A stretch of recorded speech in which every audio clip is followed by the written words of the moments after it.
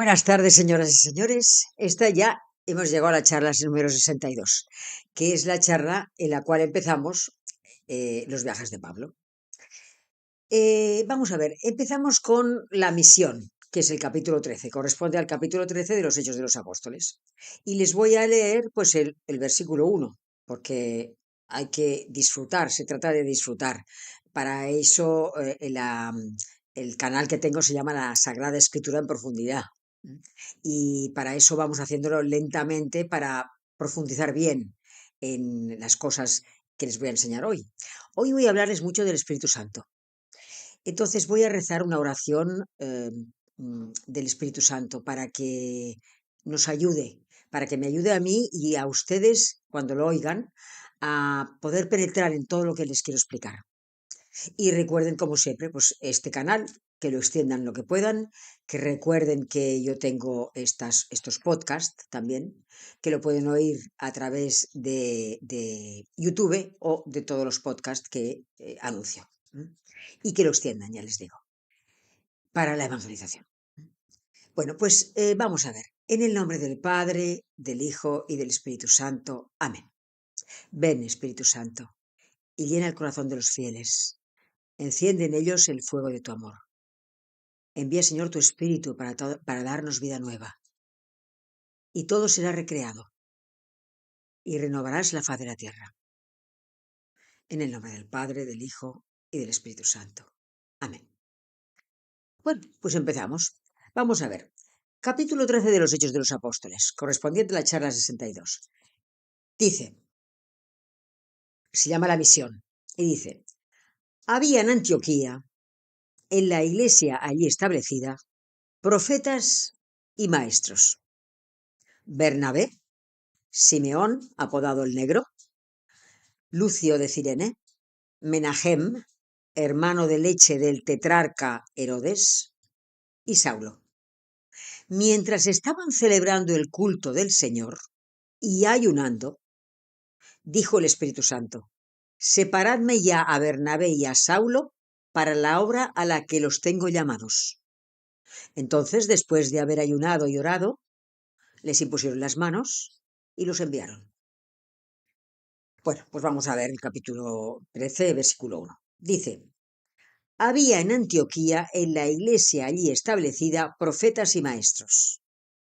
O sea, de aquella ciudad de las que yo le hablé ya en la charla 57, estando en la charla ahora 62, de esa ciudad maravillosa, políglota, mixta, capital de provincias, de Siria, abierta al mundo. Ahora lo que nos interesa de Antioquía concretamente es ver cómo va la comunidad cristiana avanzando, cómo se va convirtiendo la gente.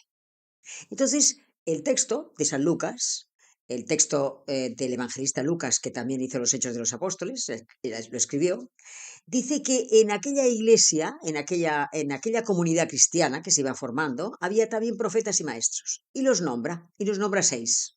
Entonces vamos a ver cuáles eran. Dice, uno era Bernabé, que es el que conocemos. Bernabé está en el capítulo 4, versículo 47-48, si no me acuerdo. Si no recuerdo mal, quiero decir. Recuerdan que era un levita que vivía en Chipre, pero que tenía un campo, y entonces vendió ese campo y lo dio a los apóstoles para que lo dieran a la iglesia primitiva, la primera iglesia que empezaba. Este era Bernabé. Bueno, pasa más cosas con Bernabé, pero ya se lo explicaré para situarles. Bernabé. Y luego estaba Simeón, apodado el Negro. No quiere decir exactamente que fuera negro, o sea, que fuese de raza negra, sino que seguramente pertenecía, digamos, al norte de África, en donde, digamos, la gente tiene una tez más oscura, un poco más morena que nosotros. Quiero decir, que nosotros me refiero, pues que en Finlandia, pues a lo mejor, pues en el norte de Europa, a lo mejor la gente es muy blanca. Pues en el norte de África la gente tiende a ser un poco más morena. Eso quiere decir, pues seguramente, Simeón, apodado el Negro. Y luego dice, Lucio de Cirene era otro. Cirene, recuerden que este Lucio de Cirene seguramente venía de la Cirenaica. Y recuerden que yo les expliqué que la Cirenaica es la actual Libia. en el norte de África. Tenemos este siguiente y luego tiene Menahem, hermano de leche del tetrarca Herodes. A ver, este Menahem seguramente debía ser de una familia conocida del rey. Entonces, lo debió acoger el rey, ¿no? Y lo debió trasladar a palacio para que fuese compañero de juegos de Herodes Antipas, compañero de juegos y de trabajos y de estudios y todo esto. Por la sencilla razón de que su madre, la madre de Menahem, debía tener leche suficiente para amamantar a Menahem y además a otra persona, en este caso a otro niño. En este caso fue Herodes Antipas. Entonces, fíjense lo que es la vida. Esto es lo que quiere decir hermano de leche o hermana de leche. Entonces, o sea, hermana que es amamantada o hermano que es amamantado al mismo tiempo que otra persona, que otro niño, por la misma persona. Una madre cría, por ejemplo, que puede tener leche suficiente para amamantar a dos personas, dos niños. Y fíjense lo que les decía, lo que es la vida, ¿eh? O sea, acabó, digamos, enseñando el Evangelio, y el otro, viviendo al mismo tiempo y siendo educado en el mismo palacio, fue un tirano, un adúltero, un homicida y un cómplice en la muerte del Señor, que es Herodes Antipas. Bien, pues fíjense que esto es con respecto a los profetas y maestros que había entonces. Entonces, yo lo que quiero explicarles es que, a ver, profetas y maestros, a ver, ¿cómo les diría? Digamos que eran personas en ese momento, estos 6 que nos nombran, ¿no? Y algunos otros que debían ir llegando, ¿no? Eran personas que dirigían la liturgia comunitaria en Antioquía. O sea, eran personas que pertenecían al ministerio regular eclesiástico. Entonces, esto, claro, se les designaba como profetas o como maestros, ¿no? Pues en razón de la misión que hubiesen recibido. Porque esto era así. Ahora, eso no quiere decir que no tuviesen también algunos de ellos algunos dones especiales. Ustedes recuerdan en la charla 57 que yo les hablé de Ágabo, y les dije, es que era un profeta que bajó de Jerusalén a Antioquía y anunció que habría una gran sequía, que fue la sequía de la época de esa zona del país, en la época de Claudio, el emperador de Roma, y que entonces Bernabé y Saulo deciden hacer una colecta para llevarla a la iglesia de Jerusalén, que era normalmente una iglesia muy pobre. Pues es posible que sí, estas personas tuviesen unos dones muy concretos, pero eran, digamos, transitorios. O sea, el don de profecía y el don de ser maestro eran permanentes. Entonces, aquí sí que yo quisiera explicarles, vamos a ver, yo querría explicarles lo que quiere decir, primeramente, o sea, lo que quiere decir profeta y lo que quiere decir maestro o doctor, que es lo mismo en otra traducción. A ver, empiezo por lo más fácil. O sea, un maestro digamos, es lo más fácil. O sea, quiere decir un maestro o un doctor, quiere decir que tiene el carisma del magisterio, o sea, de la enseñanza. Y entonces lo que enseñaban era la fe y la moral según las escrituras. Recuerden, en la carta a los Efesios capítulo 4, versículos 7 y versículo 11, se la voy a leer para que la entiendan. Recuerden esto. Dice, Efesios capítulo 4, versículos 7 y versículo 11. Dice, a cada uno de nosotros le ha sido concedida la gracia a la medida de los dones de Cristo. Él mismo, o sea, Jesucristo, ¿no?, dispuso que unos fueran apóstoles, otros profetas, otros evangelizadores, otros pastores y maestros, para edificación del cuerpo de Cristo, O sea, que los miembros del cuerpo de Cristo ejercen, los miembros del cuerpo místico de Cristo ejercen funciones diversas, pero sin romper, evidentemente sin romper la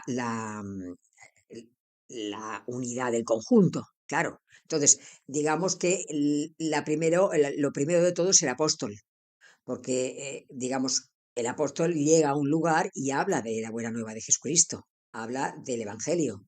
No tendría sentido que lo primero fuese digamos, pues aquí mismo, el profeta, porque llega un profeta a un lugar que no se ha hablado de Jesucristo y no entiende la gente nada. Primeramente en rango viene el profeta, y luego, perdón, el apóstol, y luego vendrá el profeta, como dice aquí, y también luego los evangelizadores, pastores, maestros, etcétera, ¿no? Y son dones que da Dios.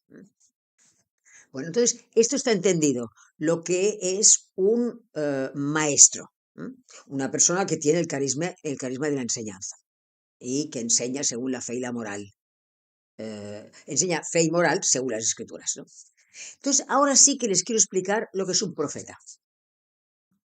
A ver, vamos a ver. Ustedes quédense con la idea siguiente. Un profeta es una persona que habla de parte de Dios al pueblo. O sea, es una persona que, movida por el Espíritu Santo, anuncia la voluntad de Dios a la comunidad entera. Puede también anunciarla a una persona, pero esta es la idea. Entonces, claro, como están enviados y están inspirados por Dios, esto, el hecho de que estén inspirados y enviados por Dios, hace que puedan comunicar y que puedan hacer comprender la voluntad de Dios y el pensamiento de Dios más fácilmente. O sea que quédense con esta idea básica. Un profeta es una persona que habla de parte de Dios al pueblo y que, movida por el Espíritu Santo, anuncia la voluntad de Dios a la comunidad o a una persona, por ejemplo. Esto lo van a entender bien con algunos ejemplos que les voy a poner. Por ejemplo, vamos a ir para empezar el Antiguo Testamento, vamos a ir al Deuteronomio. El Deuteronomio, recuerden ustedes que es la Torá, que forma parte de la Torá. Acuérdense, Génesis, Éxodo, Levítico, Números y Deuteronomio, es el quinto libro. Y la Torá es la ley escrita. Entonces, en el capítulo 18, versículo 18 y 19, hay una profecía sobre Jesucristo. Y está el Dios Padre, Yahvé Dios, hablando a Moisés. Y estamos en el siglo XIII antes de Cristo. Entonces, fíjense lo que dice. Con lo que les digo ya de que es una profecía sobre Jesucristo, verán cómo está clarísimo lo que dice aquí. Dice Yahvé Dios a Moisés, para que lo comunique al pueblo, dice: yo les suscitaré de en medio de sus hermanos un profeta semejante a ti, semejante a Moisés. Pondré mis palabras en su boca y les dirá todo lo que yo le mande. Si un hombre no escucha mis palabras, las que ese profeta pronuncie en mi nombre, yo mismo le pediré cuentas de ello. Esto es una profecía. Esto es ser profeta. Esto por un lado. Entonces, también les voy a explicar, por ejemplo, otra profecía, otro caso, por ejemplo, en el profeta Ezequiel. El profeta Ezequiel es un profeta del siglo VI antes de Cristo y vive en la época en que tiene lugar la deportación a Babilonia. Los judíos fueron deportados a Babilonia en el siglo VI antes de Cristo y allí estuvieron 70 años aproximadamente, hasta que luego Ciro el Grande les permite volver otra vez a su país. Entonces, Ezequiel, el profeta Ezequiel, era de clase sacerdotal, y era un hombre que fue deportado con todos ellos y estaba cautivo. Cuando, al cabo de 5 años de la deportación, misteriosamente recibe el don de profecía. Él mismo lo explica en el capítulo 1. Dice, el año 30, encontrándome yo entre los deportados, a orillas del río Quebar, se abrió el cielo y contemplé visiones divinas.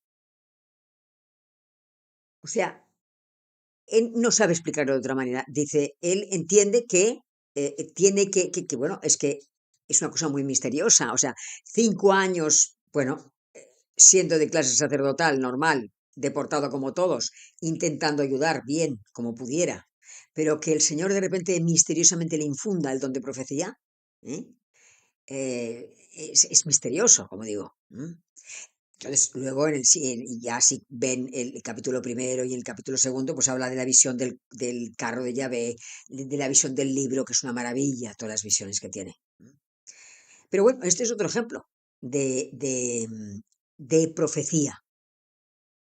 Bueno, claro, este Ezequiel, que vivió durante 22 años, durante este tiempo, pues mantuvo la fe viva de la gente que estaba deportada en el destierro de Babilonia. O sea, que Dios le dio este don misterioso y lo eligió a él. Entonces, por ejemplo, otra ejemplo ya del Nuevo Testamento es cuando, por ejemplo, nos vamos a cuando Jesús era niño. Otro ejemplo, para que lo entiendan bien. En el Evangelio de Lucas, ¿se acuerdan cuando la Santísima Virgen va a presentar al niño en el templo y a su propia purificación? Pues se encuentran con el anciano Simeón y el anciano Simeón hace dos profecías.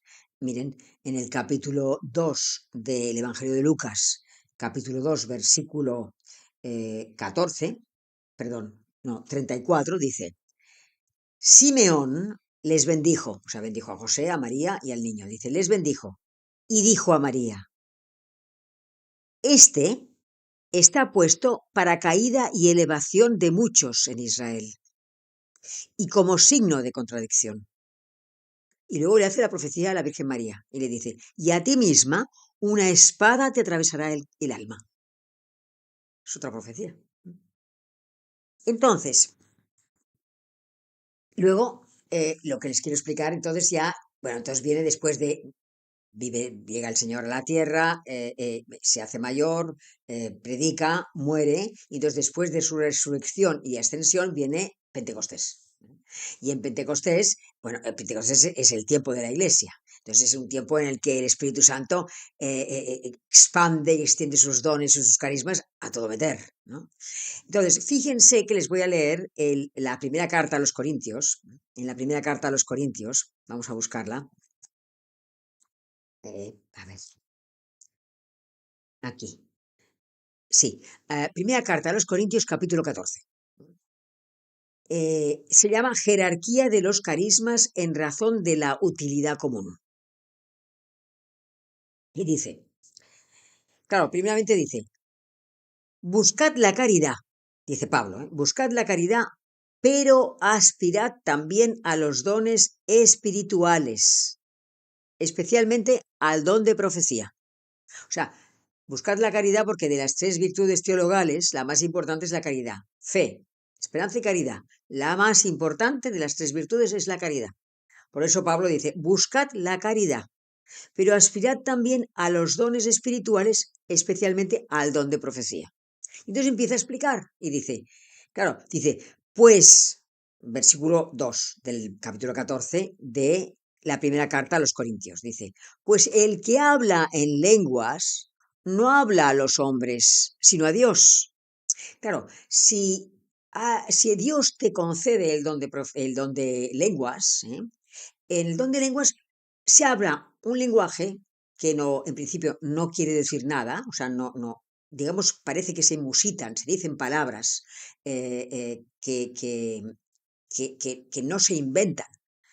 Bueno, sí, se inventan, pero que te salen, por lo que se explica, que te salen, y digamos que así como, digamos, tú tienes, por ejemplo, tienes un problema, entonces quieres hablar con Dios y quieres estar con el Señor, pero no sabes muy bien lo que te pasa, no sabes cómo explicar, porque tampoco has hecho psicología y tampoco sabes a lo mejor que todo esto te viene de allí y no sabes cómo pedirlo y no sabes qué es lo que tienes que decirle exactamente. Pues si el Señor te da el don de lenguas, tú empiezas a hablar en lenguas, es decir, hablas con Él sin necesidad o sea, digamos, es como con el pensamiento, o sea, ni siquiera piensas, simplemente hablas, y el Señor entiende lo que tú estás queriendo decirle. Toda la amalgama de sentimientos que tienes dentro, el Señor lo entiende a través de las palabras que tú vas diciendo y que en principio, si otra persona las oye, no significan nada para la otra persona. Esto es el don de lenguas. Pero, claro, el don de lenguas nada más es para Dios y para ti. Es entre Dios y tú. O sea que te beneficia a ti únicamente.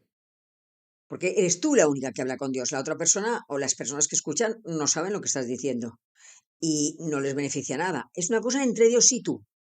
En cambio, dice el texto. Claro, Pablo dice, vuelvo a leer, dice, el que habla en lenguas no habla a los hombres, sino a Dios. En efecto, nadie le entiende. Dice en espíritu cosas misteriosas.